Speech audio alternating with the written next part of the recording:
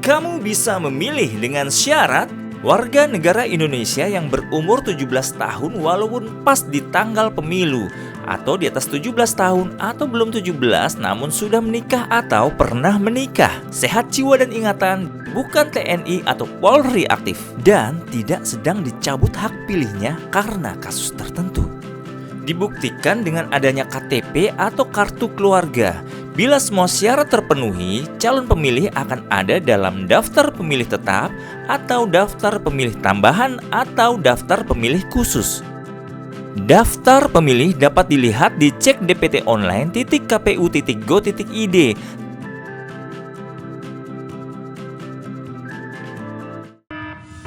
Cepat diurus bila ingin pindah TPS atau tempat memilih.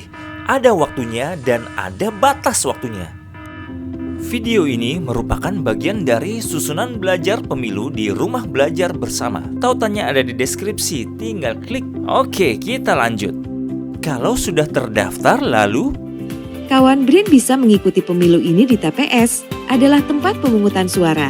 Yang terdaftar di pemilih tetap dan pemilih tambahan bisa hadir di TPS antara jam 7 sampai jam 1 siang waktu Indonesia Barat atau waktu setempat, membawa KTP dan undangan memilih bagi DPT atau surat pindah memilih bagi DPTB. Untuk DPTB di lokasi tertentu ternyata ada perbedaan waktu mencoblosnya. Sementara untuk daftar pemilih khusus dapat mencoblos antara jam 12 sampai jam 1 waktu Indonesia Barat di TPS tempat alamat KTP-nya. Di mana nanti pemilih akan diberikan surat suara dan diperkenankan menggunakan hak pilihnya secara rahasia di dalam bilik suara. Di mana masyarakat nantinya akan memilih seseorang untuk memegang jabatan politik.